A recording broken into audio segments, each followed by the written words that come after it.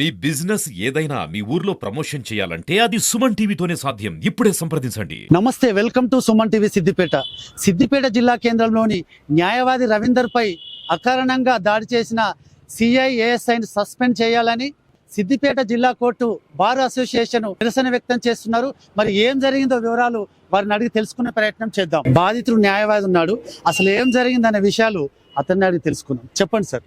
High court ఉత్తర్వుల మేరకు నేను యాంటిసిపేటరీ బెయిల్లో షూరిటీస్ ఫర్నిచ్ చేయడానికి అక్యూజ్డ్ అలాంగ్ విత్ కంప్లైంట్ గారు అలాంగ్ విత్ షూరిటీస్ తోని 1 గంటలకు ప్రాంతంలో 2 టౌన్స్ చేరుకున్నాం. ఆఫ్టర్ స్క్రూటినీ చేసిన తర్వాత బెయిల్ ఆర్డర్ సిఐ గారు ఏమన్నారంటే, అనవసరమైన టెస్టుల కోసం అక్యూజ్డ్ ఇబ్బంది పెట్టడానికి మెడికల్ టెస్ట్ అని చెప్పేసి బ్లడ్ శాంపిల్స్ కలెక్ట్ చేయడానికి గవర్నమెంట్ హాస్పిటల్ పంపించడం జరిగింది. మేము వెళ్ళిన 5 గంటల ప్రాంతం 5 గంటలు వెయిట్ చేపించి 1 గంటలకు వెళ్ళిన వ్యక్తులకు 5 గంటల తర్వాత హరిబరిగా మెడికల్ ఎస్కార్ట్ లో అక్యూజ్డ్ వేసుకొని గవర్నమెంట్ జనరల్ హాస్పిటల్ తీసుకొని వెళ్ళినారు. అక్కడ అక్యూజ్డ్ క్వశ్చన్ చేసింది ఏంటంటే, ఎందుకు నా బ్లడ్ శాంపిల్స్ కలెక్ట్ చేస్తున్నారు, మీకు ఏమైనా పర్మిషన్ ఉందని క్వశ్చన్ చేస్తే, అప్పుడు ఆ ఏఎస్ఐ ఆ యొక్క అక్యూజ్డ్ మీద దాడి చేస్తుంటే నేను వీడియో తీశాను. నా ఫోన్లో వీడియో తీస్తుంటే ఆ ఏఎస్ఐ నాదే సైడ్ మళ్ళీ నువ్వు వీడియో రికార్డ్ చేస్తావు అని చెప్పి నా ఫోన్ ధ్వంసం చేయడం కాకుండా ఆ ఫోన్ ధ్వంసం చేసి కింద పగలగొడితే నీకు కింది కోసం బెండ్ అయితే నా వీపులో పిడిగుద్దురు గుద్దడం జరిగింది. తద్వారా నా వేలికి గాయం జరిగింది, రక్తం బ్లీడింగ్ చూసి అయినాయి. అదే హాస్పిటల్లో నేను చికిత్స పొందాను. తర్వాత నేను ఇదే విషయాన్ని 2 టౌన్ SHO గారికి విన్నపిస్తే అప్పుడు వాళ్ళ షూరిటీస్ ఫర్నిచ్ చేసుకోవడం జరిగింది. తద్వారా తర్వాత వాళ్ళు దానిపైన చర్యలు తీసుకుంటామని చెప్పినారు. కానీ ఎలాంటి చర్యలు తీసుకొని పోను నాపైనే ఉల్టాగా కేసు విధించడం జరిగింది. వాళ్ళు నాపై జరిగిన అన్యాయానికి నా బార్ అసోసియేషన్ సభ్యులకు కానీ నా ప్రెసిడెంట్ వైస్ జనరల్ సెక్రటరీ గారికి ఇన్ఫార్మ్ చేయడం తర్వాత మేము అందరం కలిసి నిన్న ఉదయం SHO 1 టౌన్ గారికి కంప్లైంట్ ఇవ్వడం జరిగింది ర్యాలీగా వెళ్ళి. దీనిపై చట్టబద్ధమైన చర్యలు తీసుకోవాలని ఆ SI గారిని CI గారిని సస్పెండ్ చేయవలసిందిగా మేము డిమాండ్ చేస్తున్నాం. దీని మీద స్పందించండి.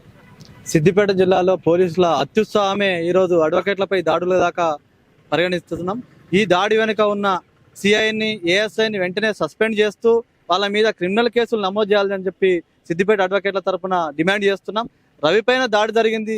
రేపు పొద్దుగాల సభ్య సమాజం పౌరుల హక్కులను రక్షించాల్సిన పోలీస్ వ్యవస్థే ఈరోజు దోపిడీ వ్యవస్థకు కొమ్ము కాస్తున్న తరుణం ఇది.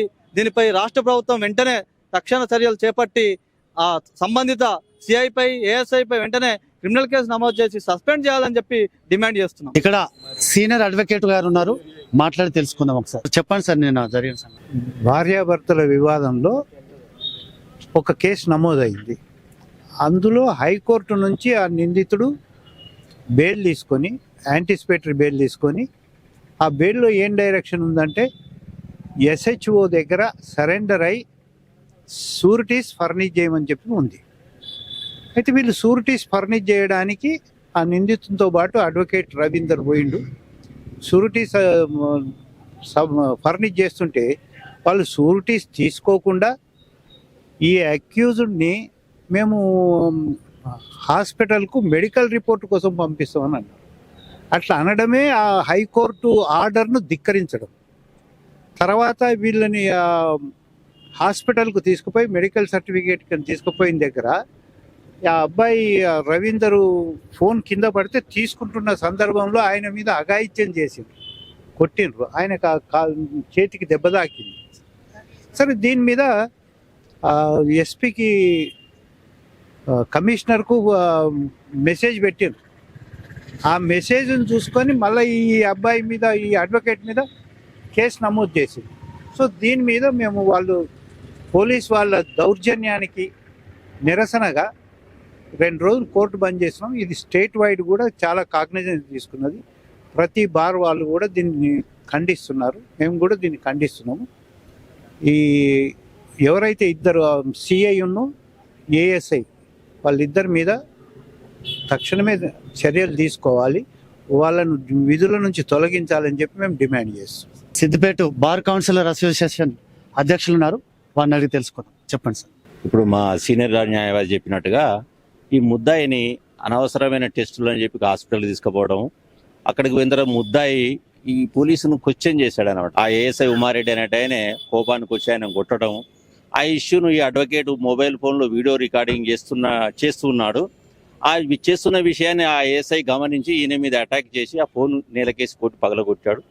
ఆ పగిలిన ఫోన్ను తీసుకోవడానికి ఈయన కిందికి వంగటంతో అదే సమయంలో ఆయనను వీపుల నుంచి కొడుతూ ఈ విషయం అక్కడ ఉన్నటువంటి జనం కూడా ఆ పోలీస్ మీద తిరగబడ్డది. పద్ధతి కాదా, అడ్వకేట్ ఎందుకు కొడుతున్నావు అది అని చెప్పి వాళ్ళు చేస్తే ఉరుకున్న. అక్కడి నుంచి మళ్ళీ పోలీస్ స్టేషన్కి పోయిన తర్వాత అక్కడ షూరిటీస్ పెట్టారు.